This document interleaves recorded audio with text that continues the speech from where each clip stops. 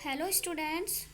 आज मैं आपके लिए लेकर आई हूँ इतिहास का नेक्स्ट चैप्टर नदी घाटी की सभ्यता, जिसमें हम पढ़ेंगे हड़प्पा सभ्यता के बारे में। प्राचीन विश्व में जितनी भी सभ्यताएं विकसित हुई वो सब किसी न किसी नदी के किनारे ही विकसित हुई थी। इसी क्रम में जो हमारी हड़प्पा सभ्यता है वो सिंधु नदी के किनारे विकसित हुई थी। विश्व की अधिकांश नगर सभ्यताओं का विकास नदियों के किनारे होने का जो प्रमुख कारण था वो था पानी की उपलब्धता। पानी आसानी से उपलब्ध होने के कारण वहाँ पर कृषि को भी बढ़ावा मिला, जल मार्ग से व्यापार भी आसानी से हो सकता था और नगरों का विकास भी संभव हो सका। नदी मार्ग से जो व्यापार होता था वो सस्ता, आसान और सुरक्षित था। तो इसी तरीके से जो पहली नगरीय सभ्यता विकसित हुई थी वो थी सिंधु घाटी की सभ्यता। इसका जो काल है वो लगभग 2500 ईसा पूर्व से 1520 ईसा पूर्व तक माना जाता है। इसकी खोज कैसे हुई, सबसे पहले हम इस सभ्यता की खोज के बारे में पढ़ेंगे। 1921 के आसपास जब भारत में अंग्रेजों का शासन था, उसी समय पंजाब प्रांत में हड़प्पा नामक स्थान पर खोज की गई इसकी, क्योंकि सबसे पहले जो इसकी खोज हुई वो हड़प्पा नामक स्थान पर हुई थी, इसलिए इस सभ्यता का नाम भी हड़प्पा सभ्यता रखा गया।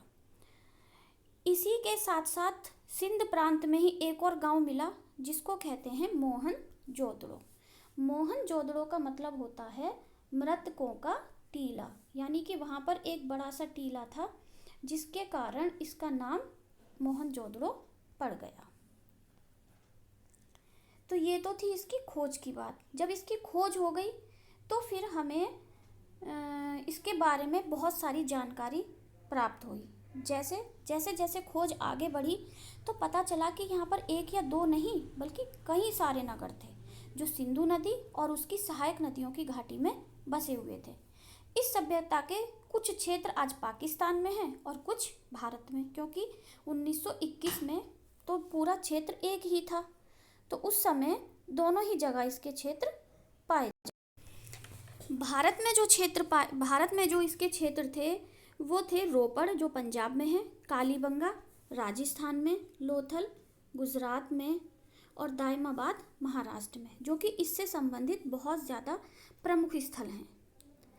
इन नगरों की क्या क्या विशेषताएं थी, यानी कि इनको हम नगर क्यों कहते हैं? भाई नगर वाली विशेषताएं भी तो होनी चाहिए, तभी तो हम किसी शहर को नगर कह सकते हैं।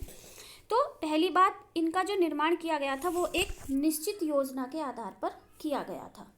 सड़कें जो थी वो चौड़ी थी, छोटी छोटी सड़कें और गलियों से जुड़ी हुई थी। सड़कें पूर्व से पश्चिम की ओर और उत्तर से दक्षिण की ओर जाती थी। सड़कों के किनारे पक्की नालियाँ बनी हुई थी और हर घर की नाली बड़े नाले से मिल जाती थी। तो ये सारी विशेषताएं कहाँ पाई जाती हैं? नगरों में ही तो पाई जाती हैं।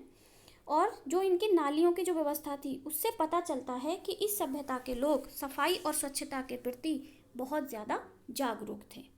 अब बात करते हैं यहाँ के भवन निर्माण की, कि जो यहाँ के भवन थे वो किस तरह के बने हुए थे। तो जो यहाँ की इमारतें हैं वो आयताकार थी। कई भवन तो 2 मंजिल बने हुए मिले हैं और कोई 1 मंजिल मिले हैं। कुछ छोटे भवन मिले हैं तो कुछ बड़े भवन मिले हैं। प्रत्येक जो घर जो होता था उसके बीच में एक आंगन होता था और आंगन के चारों तरफ कमरे बने हुए होते थे और हर घर में एक रसोई घर, शौचालय और स्नान घर या स्नानागार का उचित प्रबंध होता था। 2 मंजिल जो मकान होते थे उनमें ऊपर जाने के लिए सीढ़ियाँ भी मिली हैं। देखो जैसे कि हम यहाँ पर देख सकते हैं, ये एक मकान का ड्राफ्ट दिया हुआ है। कैसे? ये बीचों बीच यहाँ पर मकान हो गया, आंगन हो गया और इसके चारों तरफ यहाँ पर कमरे बने होते थे। तो इस तरीके से जो दीवारें होती थी वो पक्की ईंटों की बनी होती थी और यहाँ पर बड़े बड़े गोदाम भी मिले हैं जिनको कहा जाता था अन्नागार, यानी कि अन्न रखने की जगह, जिनमें अनाज इकट्ठा करके रखा जाता था। इसके अलावा मोहनजोदड़ो में एक बड़ा सा स्नान घर मिला है जिसको स्नानागार कहा जाता है। इसके चारों तरफ कमरे बने हुए थे और ऐसा माना जाता है कि जो उनके धार्मिक उत्सव होते थे उस समय सामूहिक स्नान के लिए इसका प्रयोग किया जाता था। रहन सहन की अगर हम बात करें इस सभ्यता के लोगों की, तो यहाँ पर चावल, गेहूँ और जौ ये उनके मुख्य भोज्य पदार्थ थे, यानी इन चीज़ों की खेती इस सभ्यता के लोग करते थे। सूती और ऊनी दोनों ही प्रकार के वस्त्र पहने जाते थे और कपास, मटर, तिल और चावल की खेती होती थी। और जो यहाँ पर पालतू पशु थे उनमें प्रमुख थे बैल, गाय, भैंस, बकरी, भेड़, सूअर, हाथी और ऊंट। हार, कंगन, पाजे, बाली और अंगूठी इनके प्रिय आभूषण थे, यानी कि यहाँ पर जो, और दूसरी बात, स्त्री और पुरुष दोनों ही आभूषण पहनते थे।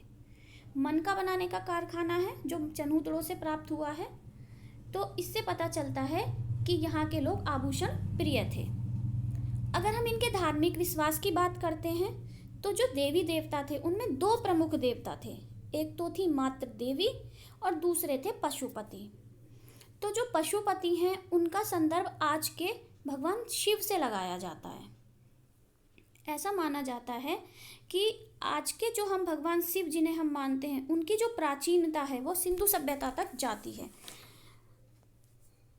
देखिए यहाँ पर एक तस्वीर भी दी हुई है, ये हैं मातृ देवी। इनको वो मातृ देवी के रूप में इनकी पूजा करते थे और ये वहाँ के प्रमुख देवता थे। कुछ मोहरों पर जो मोहर होती हैं उन पर पीपल की पत्ती और सांप की आकृतियाँ बनी मिली हैं। ऐसा हम अनुमान लगा सकते हैं कि शायद वो इन सब की पूजा करते थे। इस सभ्यता के धर्म की जो 4 प्रमुख विशेषताएं थी वो थी, एक तो ये मातृ देवी को मानते थे, शिव की पूजा करते थे, वृक्षों की पूजा करते थे और पशुओं की पूजा करते थे। अब इनके जो काम धंधे थे, भाई कुछ काम धंधा भी तो करते होंगे। काम धंधे में क्या क्या ये काम करते होंगे उसका अंदाजा हम खुदाई में मिली वस्तुओं से लगा सकते हैं, जिसमें हमें कुल्हाड़ी, दर्पण, आरी, कंघियाँ, उस्तरा प्राप्त हुए हैं। इसका मतलब क्या हुआ कि इस सभ्यता के लोग जमीन में से धातु निकालने और उसे साफ करने तथा गलाकर चीजें बनाने के तरीके से परिचित थे। जैसा कि हम पिछले चैप्टर में भी पढ़ चुके हैं कि तांबा और जस्ता को मिलाकर एक धातु बनती थी कांसा। तो क्योंकि ये धातु यहाँ पर्याप्त मात्रा में पाई गई है, इसीलिए सिंधु घाटी की सभ्यता का एक नाम कांस्य युगीन सभ्यता भी है। और ये लोग धातु के साथ साथ पत्थर के भी औजार बनाया करते थे, क्योंकि जो धातुएं थी वो बहुत ज़्यादा मजबूत नहीं होती थी, किंतु पत्थर बहुत ज़्यादा मजबूत होता था। आप देख सकते हो ये है पत्थर का भाला जो सिंधु घाटी सभ्यता में हमें खुदाई से प्राप्त हुआ है। यहाँ पे प्राप्त चीज़ों में एक जो इम्पोर्टेंट चीज़ हमें प्राप्त हुई है वो है बैलगाड़ी, जिससे हम ये अंदाज़ा लगा सकते हैं कि ये लोग बैलगाड़ी से अपना सामान एक जगह से दूसरी जगह ले जाने के लिए प्रयोग करते थे। मिट्टी के बर्तन यहाँ मिले हैं जो कि पहले की तुलना में, पाषाण युग की तुलना में इस समय जो मिट्टी के बर्तन मिले वो बहुत ही अच्छी किस्म के मिले। तो इन सब चीज़ों से हमें क्या पता चलता है, देखो एक और चीज़ हम देखते हैं, ये है मोहनजोदड़ो से मिले हुए बर्तन, ये है सेल खड़ी से बनी मूर्ति और ये है कांसे से बनी नर्तकी की मूर्ति जो कि हमें मोहनजोदड़ो से प्राप्त हुई है। इन सब चीज़ों को देखकर हमें क्या पता चलता है कि यहाँ के जो लोग थे उनमें बहुत सारे लोग कारीगरी का काम करते थे। वो अपनी ज़रूरत की चीज़ें, सभी लोग अपनी ज़रूरत की चीज़ें घर पे नहीं बनाते थे, बल्कि अलग अलग चीज़ों को बनाने के लिए अलग अलग कारीगर थे जो अपनी चीज़ें बनाकर दूसरों को बेचते थे। यानी कि यहाँ पर वस्तु विनिमय प्रणाली थी। वस्तु विनिमय प्रणाली वो प्रणाली होती है जिसमें हम एक वस्तु के बदले दूसरी वस्तुओं को ले देकर व्यापार करते हैं। इसके लिए हमें रुपए या सिक्कों की आवश्यकता नहीं होती, क्योंकि उस समय भी रुपए पैसों का चलन नहीं था। तो उस समय जो व्यापार होता था वो वस्तु विनिमय से ही होता था, यानी हमें जिस वस्तु की आवश्यकता है हम वो वस्तु, जो वस्तु हमारे पास अधिक है उसके बदले में प्राप्त कर सकते थे। तो व्यापार भी करते थे ये लोग, और व्यापार सिर्फ अपनी सभ्यता के लोगों में ही नहीं होता था, बल्कि यहाँ हमें मेसोपोटामिया की सभ्यता की भी कुछ मोहरें मिली हैं जिनसे ये अंदाज़ा लगाया जाता है कि ये लोग मेसोपोटामिया के साथ व्यापार करते थे। मेसोपोटामिया जो कि इराक में है, दजला फरात नदी के किनारे सभ्यता विकसित हुई थी मेसोपोटामिया की इराक में। तो इराक और हड़प्पा के नगरों के बीच व्यापार होता था। इसके हमारे पास साक्ष्य हैं। अब हम जानते हैं कि व्यापार से क्या क्या लाभ होते थे। आवश्यकता अनुसार सुंदर और नई नई चीज़ें आसानी से मिल जाती हैं। दूसरा, विचारों का आदान प्रदान होता है। तीसरा, दूसरे देशों के विषय में जानकारी होती है। और चौथा, अतिरिक्त उत्पादन से ही व्यापार संभव है। यानी कि हमारी सिंधु घाटी की सभ्यता में ज़्यादा उत्पादन होता था, तभी तो वो व्यापार करते थे। अगर हमारे पास सिर्फ अपनी ज़रूरत के अनुसार ही कोई चीज़ है तो हम उसे दूसरे देशों को नहीं दे सकते। तो मीन्स उस समय सरप्लस प्रोडक्शन भी होता था। इस सभ्यता की लिखावट जो है वो चित्रात्मक लिपि थी। मीन्स जो अक्षर हैं वो चित्रों जैसे लगते हैं, जिससे के और आज तक इसको पढ़ा नहीं जा सका है। सिंधु घाटी की सभ्यता की जो लिपि है उसको हम अभी तक पढ़ नहीं पाए हैं, इसीलिए इस सभ्यता को आद्य ऐतिहासिक युग के अंतर्गत रखते हैं। आद्य ऐतिहासिक युग वो होता है जिसमें हम उस सभ्यता के बारे में जानते तो हैं, किंतु उसके बारे में कोई लिखित प्रमाण हमारे पास नहीं होते। मतलब लिखित प्रमाण होते हैं बट उसको अभी तक पढ़ने में सफलता प्राप्त नहीं हुई है। तो सिंधु घाटी की सभ्यता या हड़प्पा सभ्यता उसी सभ्यता की श्रेणी में आती है।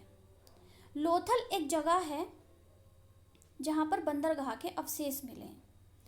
उससे ये पता चलता है कि लोथल जो है वो वहाँ का प्रमुख व्यापारिक नगर था, क्योंकि यहाँ से बंदरगाह, मुहरें और गोदाम के अवशेष मिले। इसके अलावा जो एक चीज़ है वो है यहाँ युद्ध संबंधी अस्त्र शस्त्र नहीं मिले हैं। इससे क्या पता चलता है कि यहाँ राज्य में शांति और सुव्यवस्था थी। किंतु अब ये नगर खत्म हो चुके हैं। ऐसा क्यों हुआ? ये किसी न किसी कारण तक लगभग 1000 साल तक ये बने रहे, किंतु फिर ये किसी कारण से नष्ट हो गए। अब इसके बारे में हमारे पास पूर्ण रूप से प्रामाणिक जानकारी नहीं है, लेकिन हम अंदाज़ा लगा सकते हैं कि ये सब बाढ़, भूकंप, किसी महामारी या फिर आक्रमण या फिर आग की वजह से नष्ट हुए। इस सभ्यता की जो विशिष्ट देन है वो है नगर निर्माण कला। इसके अलावा इस सभ्यता की और विशेषताओं के बारे में जानते हैं। यहाँ के लोग बहुत शांति प्रिय थे। यह सभ्यता कांस्य युगीन सभ्यता थी, भारत की पहली नगरीय सभ्यता थी और कपास उत्पादन करने का श्रेय हड़प्पा सभ्यता के लोगों को है। विश्व में सबसे पहले जो कपास का उत्पादन हुआ था वो सिंधु सभ्यता के लोगों ने किया था। और जैसे कि हमारी सभी लिपियां बाएं से दाएं लिखी जाती हैं, लेकिन जो हड़प्पा की लिपि थी वो दाएं से बाएं लिखी जाती है। तो ये थी हड़प्पा सभ्यता की कुछ प्रमुख विशेषताएं। अब इसी हड़प्पा सभ्यता के साथ साथ कुछ और सभ्यताएं थीं जो विश्व की प्राचीन सभ्यताओं में गिनी जाती हैं। जैसे कि एक थी मेसोपोटामिया सभ्यता। ये बिल्कुल सिंधु घाटी सभ्यता की समकालीन सभ्यता थी, क्योंकि हमें सिंधु घाटी की सभ्यता और मेसोपोटामिया की सभ्यता के बीच व्यापार के अवशेष प्राप्त हुए हैं। यह सभ्यता भी 5000 ईसा पूर्व से लेकर 2000 ईसा पूर्व तक अस्तित्व में रही और यह सभ्यता विकसित हुई थी दजला फरात नदी के किनारे। इसकी जो प्रमुख विशेषता थी कि इसकी लिपि भी चित्रात्मक थी और जिगुरत में इनके प्रमुख देवता निवास करते थे। यह है जिगुरत, ये पवित्र नगर है जहाँ इनके देवता रहते थे। दूसरी जो महत्वपूर्ण सभ्यता थी और सिंधु घाटी सभ्यता की समकालीन थी वो थी मिस्र की सभ्यता। मिस्र की सभ्यता को नील नदी का वरदान कहा जाता है, क्योंकि यह नील नदी के किनारे विकसित हुई थी। और इस सभ्यता की प्रमुख विशेषता थी ममी। जो लोग मर जाते थे उनके शवों को संरक्षित करने के लिए उनके शरीर पर नाइट्रोन नामक एक रसायन होता है, उसका लेप लगाकर ये लोग मुलायम कपड़े से ढककर रख देते थे। इस प्रकार के शरीर को ममी कहते थे और इनको रखकर इनके ऊपर एक त्रिकोणात्मक आकृति बनाई जाती थी जिसे पिरामिड कहा जाता है। ये देखिए, ये होता है पिरामिड। ये इसके अंदर मिस्र के राजाओं के मकबरे होते थे और साथ साथ कहा जाता है कि उनके दैनिक जीवन में उपयोग आने वाली सारी वस्तुएं इसमें रख दी जाती थी। और ये जो पिरामिड हैं इनको विश्व के प्राचीन आश्चर्यों में से, जो प्राचीन 7 आश्चर्य हैं उनमें से एक माना जाता है। और एक और सभ्यता थी चीन की सभ्यता, जो कि 2500 ईसा पूर्व के आसपास हुआंगहो नदी के किनारे विकसित हुई। चीन की सभ्यता की प्रमुख विशेषता थी साटन के कपड़ा और बांस पर लिखना, इन्होंने ही शुरू किया था। और सर्वप्रथम कागज का आविष्कार भी चीन में ही हुआ था। चीन के जो लोग थे वो कांस्य के बने बर्तनों में भोजन करते थे। इसके अलावा एक और सभ्यता थी क्रीट सभ्यता, इसे महान द्वीप सभ्यता भी कहा जाता है। और यह सभ्यता भूमध्य सागर के किनारे विकसित हुई थी। यहाँ पर सुंदर चित्रकारी थी। सुंदर चित्रकारी ये लोग बर्तनों पर करते थे, जिसके कारण इनके बर्तनों की मांग दूसरे देशों में भी थी। तो इस तरीके से आपका ये चैप्टर बेटा कंप्लीट हुआ। यहाँ पर हम इसके कुछ प्रश्न उत्तर देखते हैं। जैसे कि सबसे पहले प्रश्न दिया है, सिंधु घाटी की सभ्यता थी नगरीय सभ्यता। मोहनजोदड़ो के किनारे मोहनजोदड़ो के जो नगर बसे थे वो कैसे बसे थे? एक निश्चित योजना के अनुसार। आगे है मोहनजोदड़ो का अर्थ। क्या अर्थ है मोहनजोदड़ो का? मृतकों का टीला। मोहनजोदड़ो का अर्थ है मृतकों का टीला। रोपड़ भारत के पंजाब में है और कालीबंगा राजस्थान में है। व्यापार कहाँ कहाँ होता था? मेसोपोटामिया और सिंधु घाटी के शहरों के बीच होता था। आगे क्वेश्चन हम देखेंगे, इनको सही जोड़े बनाना है। रोपड़ कहाँ था? रोपड़ था पंजाब में, कालीबंगा था राजस्थान में, लोथल था गुजरात में और दायमाबाद महाराष्ट्र में था। आगे अगर हम इस चैप्टर्स के प्रश्न उत्तर को देखते हैं तो आगे प्रश्न आता है, कांसे की बनी नर्तकी की मूर्ति कहाँ से प्राप्त होती है? मोहनजोदड़ो से। हड़प्पा के लोगों का विदेश व्यापार किस देश के साथ होता था? मेसोपोटामिया। कागज का आविष्कार सर्वप्रथम कहाँ हुआ? चीन में। और कौन सी सभ्यता नील नदी का वरदान के नाम से प्रसिद्ध है? तो ये थी मिस्र की सभ्यता। अब मुझे लगता है कि आपको ये पूरा चैप्टर अच्छे से समझ आ गया होगा। फिर मिलते हैं नेक्स्ट चैप्टर के साथ। तब तक के लिए